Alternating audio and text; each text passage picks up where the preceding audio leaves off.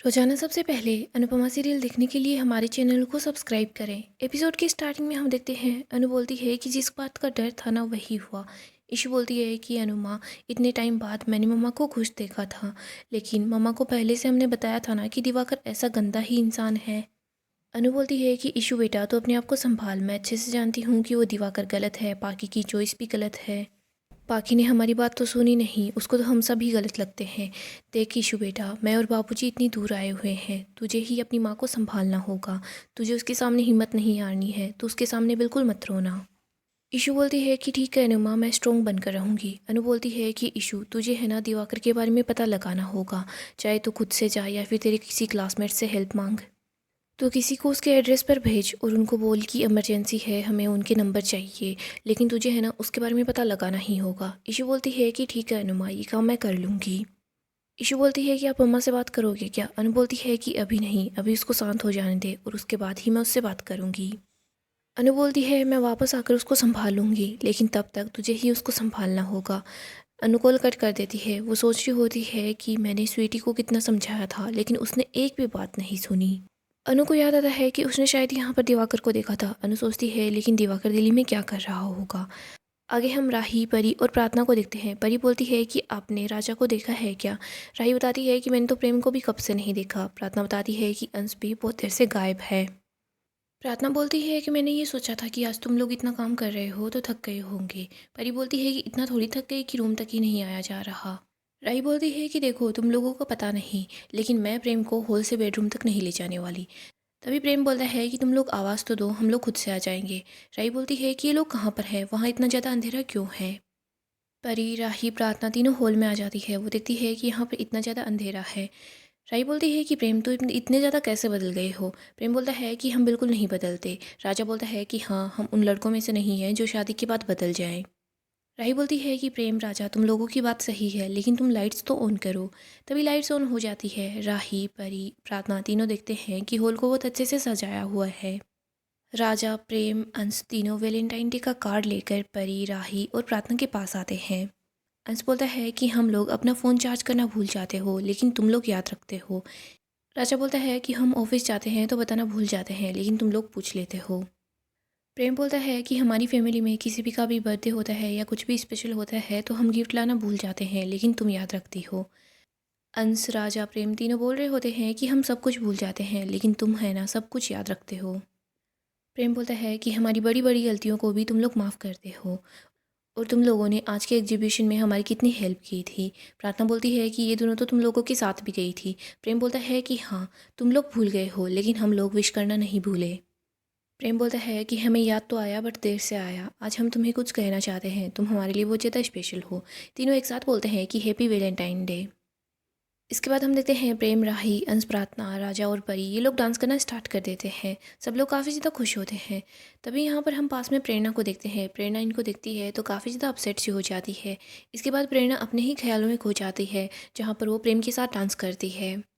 प्रेरणा अपने ख्यालों से बाहर आती है। इधर प्रेम प्रेरणा को देख लेता है। परी को भी लगता है कि कुछ तो गड़बड़ है। परी भी परेशान सी नजर आती है। प्रेरणा वहाँ से चली जाती है।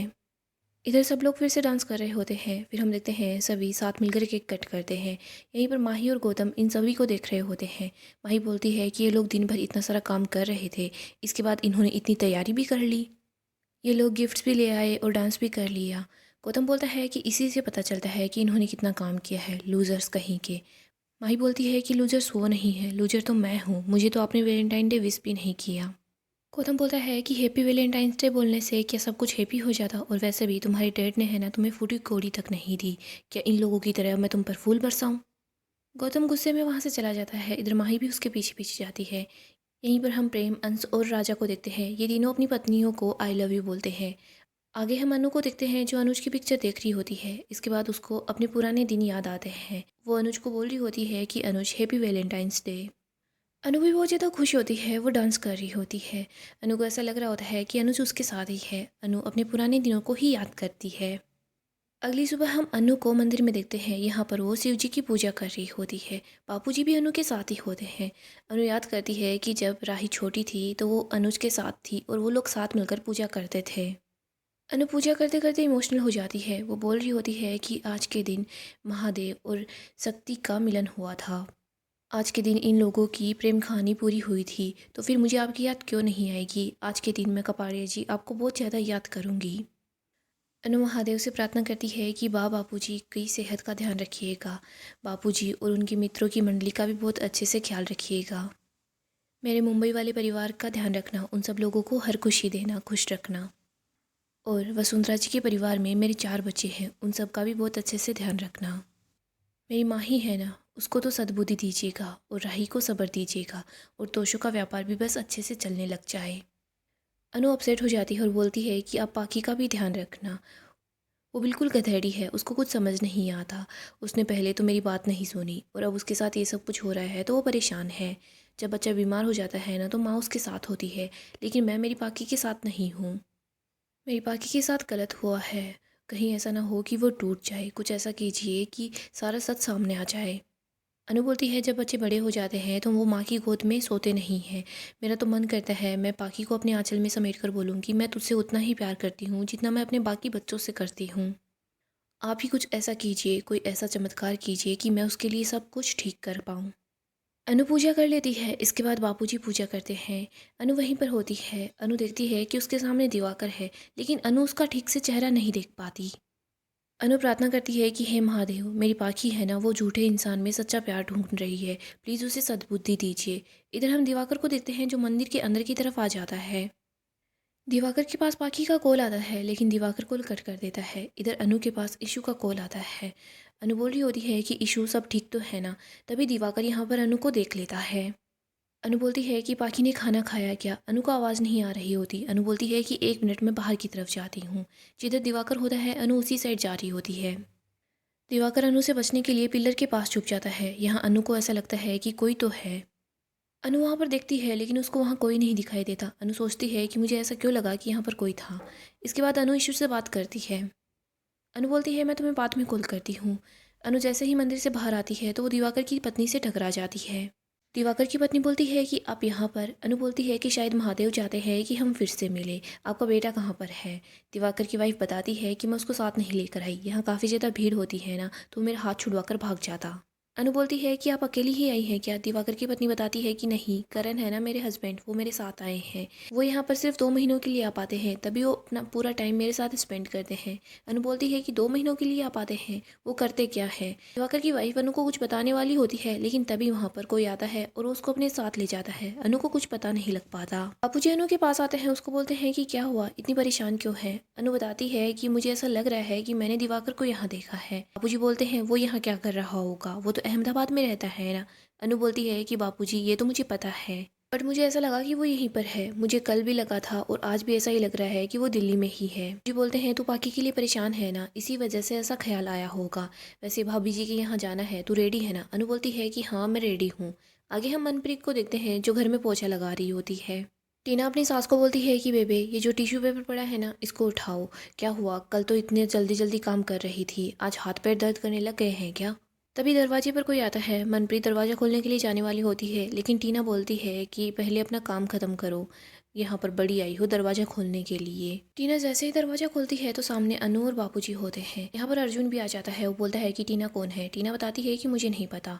अनु बापूजी को बोलती है कि OMG, ये है क्या अर्जुन। बापूजी बताते हैं कि हाँ। अनु बोलती है कि शकल तो फटीचर जैसी है और नाम अर्जुन है। बापूजी और अनु दोनों हंस रहे होते हैं। इधर अर्जुन बोलता है कि आप लोग यहाँ पर क्यों आए हैं और आपको नाम किसने बताया।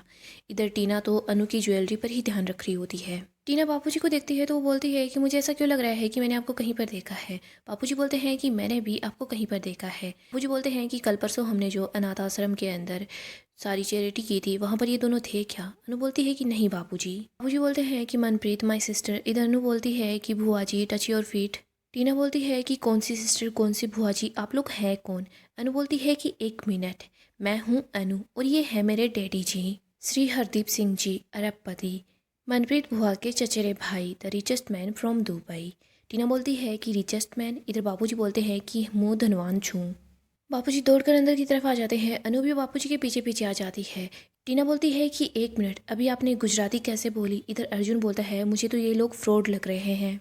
अनु बोलती है कि तुम लोग क्या बोल रहे हो, मेरे डैडी जी फ्रॉड हैं, ऐसा कुछ भी नहीं है। तुम जैसे लोग हैं ना, मेरे डैडी से झूठा रिश्ता बनाने के लिए आते हो। मेरे डैडी जी गुजराती तो क्या हर भाषा बोलते हैं। 15 देशों में बिजनेस है, 16 भाषा बोलते हैं। मेरे डैडी जी सोने के टूथपेस्ट से डायमंड का दांत कसते हैं। सुबह अमेरिका के प्रेसिडेंट से, दोपहर में रसिया के प्रेसिडेंट से और शाम को घर पे आकर अपने आप से बातें करते हैं। मेरे डैडी जी की तुम लोग इतनी ज़्यादा इंसल्ट कर रहे हो, तुम लोग डर्टी पीपल हो। अनु बाबू जी के पास आती है और बोलती है कि डैडी जी मैंने आपसे पहले ही बोला था, आपको अपनी प्रॉपर्टी में से 1% हिस्सा बुआ जी के नाम करना है तो बुआ जी को दुबई में बुला लो। यहाँ पर आकर इन लोगों की शक्ल देखने की जरूरत ही कहाँ थी। डैडी देखिए ना, ये लोग गरीबी की मिट्टी में उगे हुए भुखमरी के पौधे लगते हैं। डैडी इन लोगों को क्यों ही कुछ देना है, हम यहाँ पर भुआ जी के लिए इन लोगों को बंगला देने के लिए आए थे, लेकिन ये भुआ से सब कुछ छीन लेंगे, हम यहाँ पर नहीं रहेंगे, चलो यहाँ से चलते हैं। इन लोगों ने तो यहाँ आते ही हमारी इतनी ज़्यादा इंसल्ट की है। डैडी इन्होंने हम यहाँ आने के बाद पानी भी नहीं पूछा है, हम यहाँ पर 1 सेकंड के लिए भी नहीं रुकेंगे, लेट्स गो डैडी। तभी टीना बोलती है कि नहीं डैडी जी आप कहाँ पर जा रहे हैं। अनु बोलती है कि a not your daddy only my daddy your मामा, तो इनको सिर्फ मामा जी बुला सकती हो। टीना बोलती है कि मामा जी आप कौन सी फैक्ट्री कौन से बंगलों की बात कर रहे थे। बापूजी बोलते हैं कि जैसे मोदी खाई में 101 रुपये देते ना, वैसे मैं ही 101 एकड़ ज़मीन देता हूँ। अनु बोलती है वो भी दिल्ली में। अनु बोलती है लेकिन तुम लोगों को कुछ भी नहीं मिलेगा, तुम लोगों ने यहाँ पर मेरे डैडी की इंसल्ट जो की। अनु बोलती है डैडी जी चलिए, रास्ते में जो भी एरा गेरा नथु गेरा जो भी मिलेगा ना उसको प्रॉपर्टी देने दा, लेकिन इन लोगों को कुछ भी नहीं मिलना चाहिए। अनु बोलती है कि बाय बुआ। इसके बाद अनु बापूजी को लेकर वहाँ से निकल रही होती है। बापूजी बोलते हैं कि ये लोग रोक क्यों नहीं रहे। अनु बोलती है रोकेंगे, ज़रूर रोकेंगे, ये लोग इतने लालची है कि हमें तो रोकेंगे। टीना और अर्जुन आवाज़ लगाते हैं और बोलते हैं कि रुकिए मामा जी। इसके बाद वो दौड़कर बापूजी और अनु के पास आ जाते हैं। इधर अनु और बापूजी बहुत खुश हो जाते हैं। टीना और अर्जुन हाथ जोड़कर बोल रहे होते हैं कि प्लीज़ आप रुक जाइए ना। अर्जुन बोलता है कि हम है ना रिश्तों की बहुत कदर करते हैं, अपनी आंखों के सामने से अपने मामा जी को कैसे जाने दे सकते हैं। टीना बोलती है कि हाँ प्लीज़ रुक जाइए ना। टीना बापूजी का आशीर्वाद लेती है। अनु बोलती है कि डैडी जी ये लोग इतना ज़्यादा गिड़गिड़ा रहे हैं तो हम लोग रुक जाएं। बापूजी बोलते हैं कि हाँ क्यों नहीं। टीना और अर्जुन बापूजी और अनु को घर के अंदर बुलाते हैं। अनु अंदर आते ही मनप्रीत को गले लगाती है और बोल रही होती है कि बुआ जी। इसके बाद वो धीरे से बोलती है कि बी जी आप इतना समझ लीजिए कि आपकी ये जो दुख की रातें हैं ना अब ख़त्म होने वाली हैं, जल्दी ही खुशियों का सवेरा आने वाला है। मनप्रीत बोल रही होती है कि थैंक यू बेटा। अनु बोलती है कि अब से है ना मिशन सबक शुरू। गाइस डेली अपडेट के लिए हमारे चैनल को सब्सक्राइब करें, साथ ही साथ वीडियो को लाइक भी कर दें।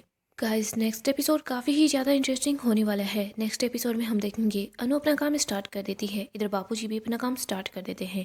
यहीं पर हम देखते हैं अनु मनप्रीत की रविंदर से बात करवाती है। रविंदर बोलता है कि मनप्रीत देखो अनु वहाँ आ गई है ना, अब ये सब ठीक कर देगी। मनप्रीत भी अनु को यहाँ देखकर खुश हो जाती है। वो सोचती है कि चलो अच्छा है, कुछ तो ठीक हो ही जाएगा। यहीं पर हम देखते हैं अनु वहाँ पर काफ़ी खुश होती है। वो सोचती है कि मुझे इन लोगों को बस सबक सिखाना ही है। टीना अर्जुन ये दोनों तो बहुत खुश हो रहे होते हैं। वो सोचते हैं कि इन लोगों को बंगलो मिलेगा, फ्लैट मिलेंगे, कुछ ना कुछ तो मिल ही जाएगा। यहीं पर हम देखते हैं टीना का बेटा घर पर आता है। जैसे ही वो स्कूल से आता है तो अपनी दादी को गले लगा लेता है। वो बोलता है कि दादी आप क्या कर रहे हो, ठीक तो हो ना। तभी टीना अपने बेटे को अपनी सास से दूर करती है और बोलती है कि जब देखो दादी दादी करके लगा रखा होता है, इस बुढ़िया से तुम दूर ही रहोगे। तभी यहाँ पर अनु पहुँच जाती है। अनु बोलती है कि टीना ये सब कुछ क्या था। अनु बोलती है कि अभी तुमने क्या बोला। टीना कुछ नहीं बोलती, वो बस चुप रहती है। अनु बोलती है कि भुआ आप ही बता दो कि इन्होंने क्या बोला है, ये तो खुद से कुछ नहीं बताएंगी, आप बताओ ना इन्होंने क्या बोला है। लेकिन यहाँ पर मनप्रीत बोलती है कि बेटा कोई बात नहीं, ऐसे ही नॉर्मल बात थी। तो अनु चुप रह जाती है। अनु सोच रही होती है कि इनको तो मैं बहुत अच्छे से सबक सिखाऊंगी। इधर हम देखते हैं घर में बहुत अच्छा खाना बना होता है। तभी अनु मनप्रीत के पास आती है तो वो देखती है कि मनप्रीत को तो अलग से ही खाना डाला गया है, वो सिर्फ रोटियाँ हैं। अनु बोलती है कि बीजी घर में इतना अच्छा अच्छा खाना बना है लेकिन आप सिर्फ ये खा रही हैं।